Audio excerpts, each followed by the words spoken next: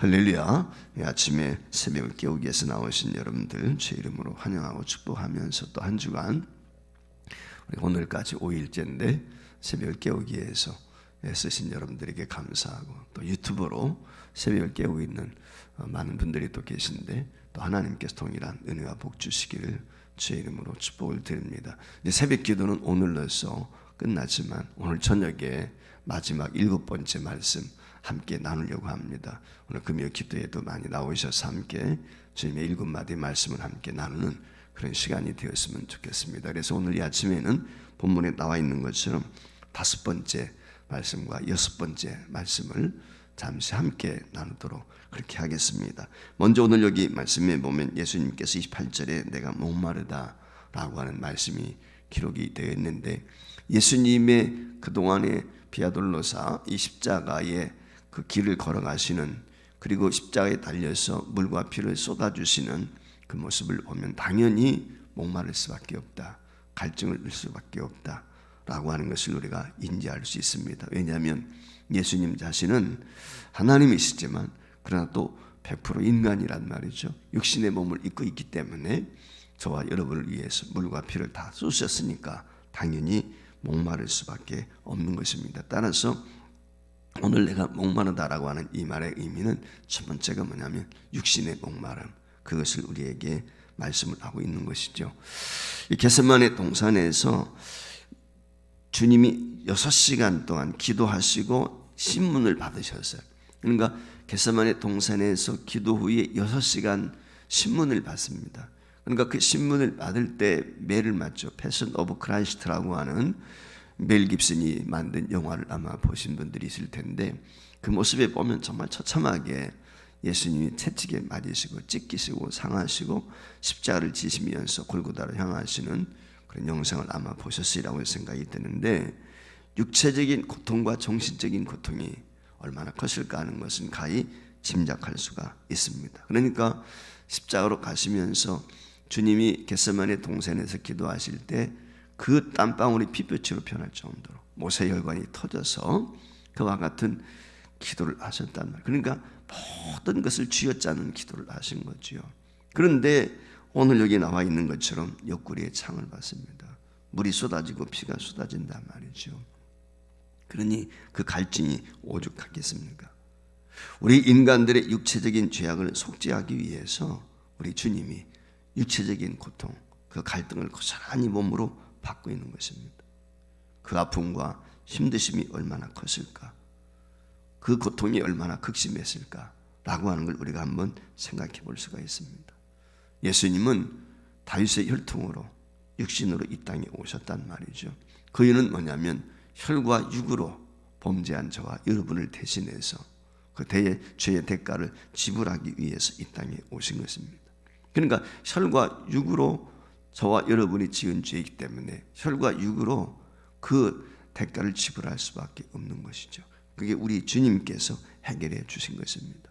범죄한 인간은 자기 스스로를 해결할 수가 없습니다. 오직 거룩하신 분, 죄 없으신 분, 우리 주님께서만이 그것을 감당할 수 있기 때문에 그분이 육신을 입고 이 땅에 오셔서 고난을 당하신 것이고 물과 피를 다 쏟아주셨기 때문에 육신의 목마름을 경험할 수밖에 없었다는 것입니다. 두 번째는 죄악으로 인해서 갈증을 느끼는 우리 죄인들의 마음을 이해하시고 구원을 향한 예수님의 편이라고 이야기할 수 있습니다. 여러분, 바다에 빠진 사람은 바다에 뛰어들든지 누군가가 배를 가져가든지 밧줄을 던져서 구원할 수밖에 없습니다. 같이 바다에 빠져 허우적거려가지고는 건져낼 수가 없는 것이죠. 우리가 잘 알고 있는 것처럼 사마리아 여인에게 물 한 그릇을 요구하셨어요. 그 이유는 무엇입니까? 그의 목마름과 갈증이 무엇인지를 알기 때문에 그에게 접근하기 위해서, 그의 깊은 내면 속에 있는 그 가지고 있는 고통, 그 문제를 해결해 주시기 위해서 우리 주님께서는 그 여인에게 생수를 요구하셨던 것이죠. 당신만이 생수를 줄 수 있음에도 불구하고 그 여인에게 접근하기 위해서 생수를 요구하는 것입니다. 요한복음 7장 37절 말씀에 보면 누구든지 목마르거든 내게로 와서 마시라. 나를 믿는 자는 성경의 이름과 같이 그 배에서 생수의 강이 흘러나올 것이라고 약속을 해 주셨습니다. 저와 여러분 역시 각자의 십자가를 지고 구원을 향한 목마름이 있어야 될 줄 믿습니다. 성경에는 이 생수를 성령에 비유했습니다. 그렇기 때문에 오늘 우리가 생수를 사모해야 돼. 즉 성령 충만을 사모해야 되는 것입니다. 성령을 통하지 않고는 주님의 십자가의 고난과 고통의 의미도 깨달을 수 없고 그 주님의 십자가에 기꺼이 우리가 동참할 수가 없는 것입니다. 보혜사 성령님을 우리가 사모하게 되고 그 보혜사 성령님의 임재를 경험하게 될 때 주님의 십자가의 고난이 어떤 의미가 있는지 그것이 우리 피부로 와 닿을 수밖에 없는 것이죠. 오늘 예수님께서 목마르다 말씀을 하셨는데 누구 하나 생수를 제공해 주는 사람은 없었습니다. 오늘 여기 본문 말씀에 보면 신포도주를 주었다라고 이렇게 이야기를 하고 있는데 그때 당시 이 신포도주라고 하는 것은 어떻게 보면 고통을 좀 덜어주기 위한 하나의 방편이었다고 생각할 수 있습니다. 그러나 오늘 여기 말씀에 보면은 예수님께서는 이 신포도주를 거절하셨을 뿐만 아니라 신포도 대신에 갈증을 해소할 수 있는 시원한 생수를 제공하는 사람이 없었다는 것이죠. 우리가 성경 말씀에 보면 마가복음 15장 23절에 골고다로 향하게 될 때 주님 앞에 몰약에 탄 포도주를 줍니다. 그런가 하면 마태복음 27장 23절 말씀에 보면은 예수님의 갈증을 해결하기 위해서 골고다에 도착하게 되었을 때에 쓸개 탄 포도주를 주었다라고 이야기를 했어요. 그리고 오늘 여기 본문 말씀에는 십자가 위에서 갈증을 느끼시는 예수님에게 목마르다라고 이야기했을 때 신포도를 준 것으로 이야기합니다.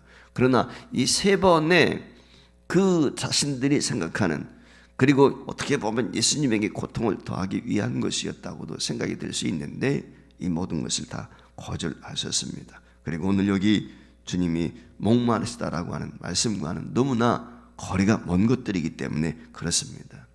자, 그렇다면 저와 여러분이 십자가의 은혜로 구원을 받았단 말이죠. 이제 저와 여러분이 주님을 시원케 해야 됩니다. 주님의 갈증을 해소해야 될 책임이 우리에게 있다. 저는 그런 생각을 가져요. 누가 예수님의 이 갈증을 해소할 수 있고 동시에 저와 여러분이 이 땅에 살아가게 될 때 갈증을 가지고 살 수밖에 없어요. 어떤 사람은 돈에 목마를 수 있습니다. 지식에 목마른 사람, 권력의 명예의 출세의 목마름을 우리가 경험할 수가 있죠. 진정 우리가 가지고 있는 목마름, 특별히 영적인 목마름을 누가 해소할 수 있겠습니까? 그럼 주님만이 우리를 해소할 수 있습니다. 더 나아가서 주님을 우리가 시원케 해드리는 방법은 저와 여러분이 하나님 앞에 충성하는 것밖에 없는 것입니다. 그래서 잠언 25장 13절 말씀에 보면 이렇게 이야기합니다. 충성된 사자는 그를 보낸 이에게 마치 추수하는 날에 얼음 냉수 같아서 능히 그 주인의 마음을 시원케 하느니라 그랬어요. 우리 구원주 되시는 예수 그리스도를 저와 여러분이 시원케 드릴 수 있기를 주의 이름으로 축복을 드립니다. 여섯 번째 주님이 하신 말씀이 오늘 여기 30절에 있는 다 이루었다는 말씀입니다. 다 이루었다는 말씀은 어제도 잠시 나눴지만 테텔레스타이라고 하는 말인데 이 말의 의미는 상업적인 용어입니다. 어떤 내가 물건을 구입을 하게 되었을 때 대가를 지불하는 것이죠. 그 가격을 완부했을 때 하는 그 용어가 바로 이 테텔레스타이라고 하는 말인데 따라서 이 말의 핵심적인 의미는 무엇이냐? 예수님이 죗값을 저와 여러분의 모든 허물과 죗값을 지불하셨다라고 하는 의미를 담고 있는 것입니다. 자, 그러면 누구에게 죗값을 우리가 지불해야 됩니까? 당연히 하나님께 하는 거죠. 하나님께 우리가 범죄했기 때문에. 그래서 에스겔서 18장 4절 말씀에 보면은 이렇게 말씀합니다. 같이 한번 읽어보겠습니다. 모든 영혼이 다 내게 속한지라 아비의 영혼이 내게 속함같이 아들의 영혼도 내게 속하였나니 범죄하는 그 영혼이 죽으리라. 자, 내게 하나님께 하는 거죠. 바로 하나님께 모든 것이 속했단 말이죠. 근데 오늘 여기 말씀에 보면은 잘 알 수 있는 것처럼 범죄한 영혼마다 죽는다는 것입니다. 죄의 삭은 사망이다 라고 하는 우리가 너무 잘 알고 있습니다. 그런데 이 죽음에서 사람을 살려내기 위해서는 누군가가 죄값을 대신할 수밖에 없는 것입니다. 우리가 잘 알고 있는 것처럼 구약에서는 어떻게 했습니까? 짐승이 우리를 대신했습니다. 그러나 그 짐승이 우리의 죄값을 대신하는 것은 일시적인 것이지 영원할 수가 없어요. 영원한 속죄는 사람의 죄는 사람이 대신해야 되는 것이죠. 그래서 누군가가 내 대신 죄값을 지불해야 되는 것입니다. 문제는 사람이 누군가가 나 죄 때문에 대신해서 죽었다 할지라도 나를 대신했던 그 사람도 역시 죄가 있기 때문에 문제라는 것입니다. 그래서 영원히 죄 문제가 해결될 수가 없는 것입니다. 따라서 죄 없으신 분이 내 대신 죽어야 되는 것이죠. 그래서 하나님께 택하신 방법이 하나밖에 없는 독생자 예수 그리스도를 이 땅에 보내셨고 그분이 내 죄 때문에 십자가를 지고 죽으신 것입니다. 그 죽으심을 통해서 우리 주님이 말씀하시는 것이 오늘 여기 나와 있는 것처럼 텔레스타이, 즉 내가 다 이루었다, 완성했다, 그 주원의 완성, 모든 죄값을 지불했다라고 하는 것을 말씀을 하는 것이죠. 자, 그러면은 십자가상에서 예수님이 무엇을 완성하셨습니까? 첫 번째는 속죄 사역을 완성하신 것입니다. 예수님께서 이 십자가를 지심으로 속죄 사역이 완성이 되었는데 이 세상에는 그리스도의 희생이 아니고서는 누구도 속전을 대신할 수 없다. 예수님이 내 대신 속전을 지불하는 거예요. 조금 전에 말씀을 하는 것처럼 모든 내 죄와 허물을 담당하시고 그 죄값을 완전히 치르셨다는 것입니다. 그래서 예수님은 십자가 위에서 아버지여 저들이 하는 죄를 용서해 주옵소서. 주님께서 모든 죄를 담당하시고 그를 십자가에 못 박고 있는 그들을 향해서 기도했단 말이죠. 그 기도 속에는 저와 여러분까지 다 포함이 된다고 제가 말씀을 드렸던 적이 있습니다. 죄를 속하는 사역, 이것이 주님이 십자가에 죽으심입니다. 너나 할 것 없이 저와 여러분 우리 인간은 다 죄인인 것입니다. 하나님만이 우리 인간이 가지고 있는 죄를 속할 수가 해결할 수가 있는 것입니다. 이사야 53장 5절 말씀에 무엇이라고 기록이 되어 있습니까? 우리 같이 한번 읽어볼까요? 그가 찔림은 우리의 허물을 인함이요 그가 상함은 우리의 죄악을 인함이라. 그가 징계를 받음으로 우리가 평화를 누리고 그가 채찍에 맞음으로 우리가 나음을 입었도다. 어제도 우리가 함께 이 말씀을 나누었죠. 하나님께서 이 그리스도의 십자가를 통해서 이처럼 속죄를 이루신 것입니다. 두 번째 완성하신 것이 무엇입니까? 그것은 언약의 완성인 것입니다. 여러분 아시는 것처럼 구약은 약속입니다. 하나님과의 약속을 아브라함이 구원 언약을 맺은 거예요. 그런데 우리 인간들이 어땠습니까? 하나님의 약속 그걸 순종히 순수하게 그것을 지키지 못했어요. 율법 우리에게 주셨습니다. 십계명 주셨습니다. 그것을 제대로 실천한 사람이 없단 말이죠.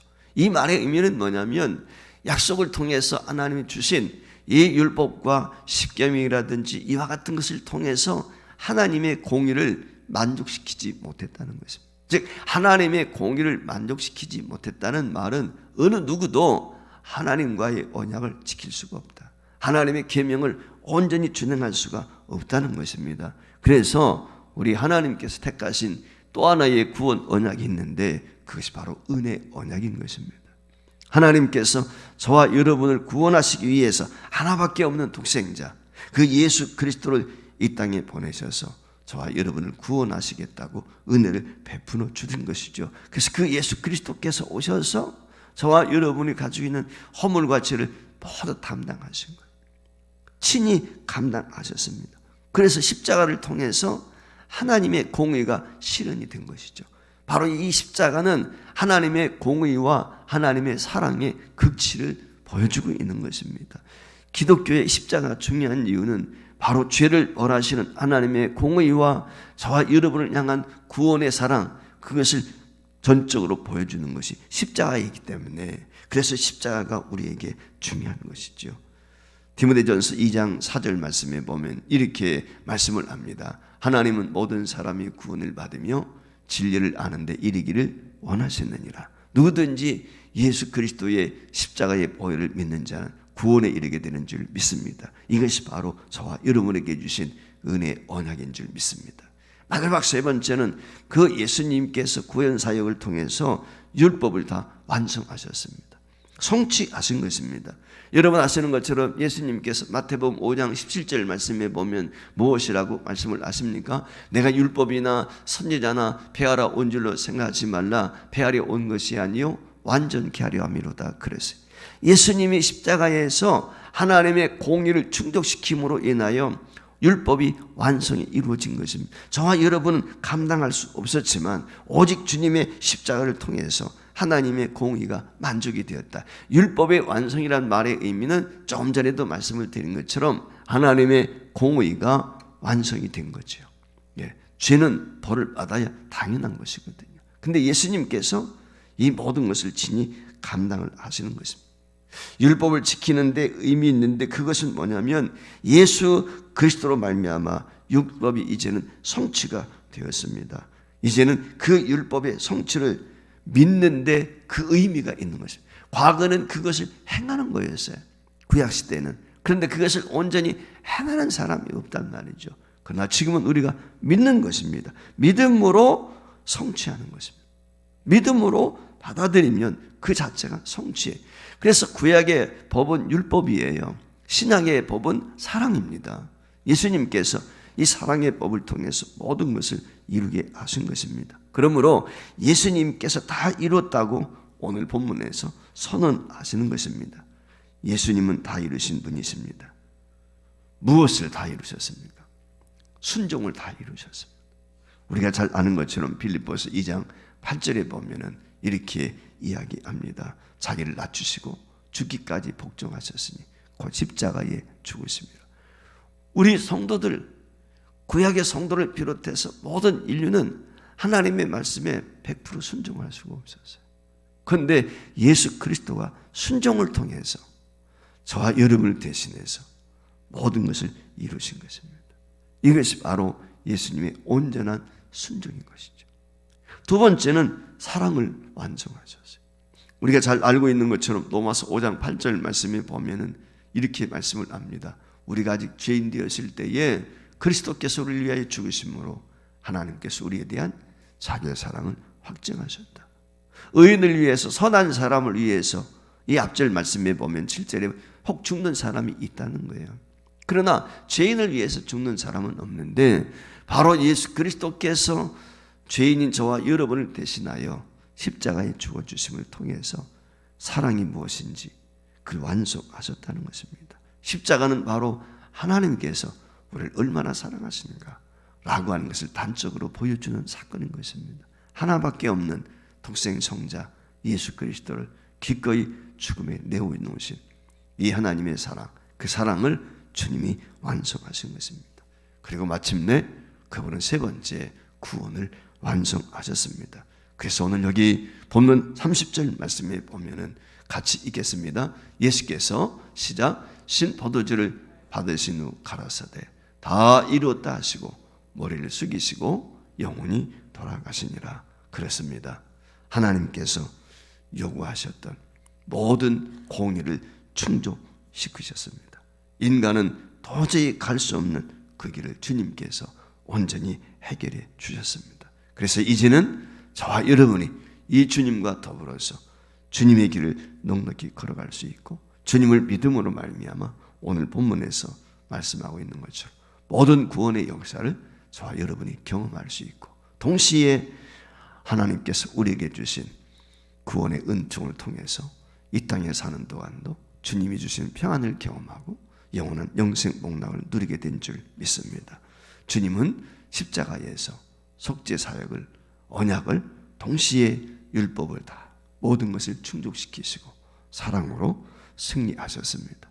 이 십자가의 죽음의 의미를 다시 한번 저와 여러분이 깨닫고 이 아침에도 감사하면서 남은 생에 이 주님의 십자가를 기억하고 믿음으로 승리할 수 있기를 주의 이름으로 축원을 드립니다.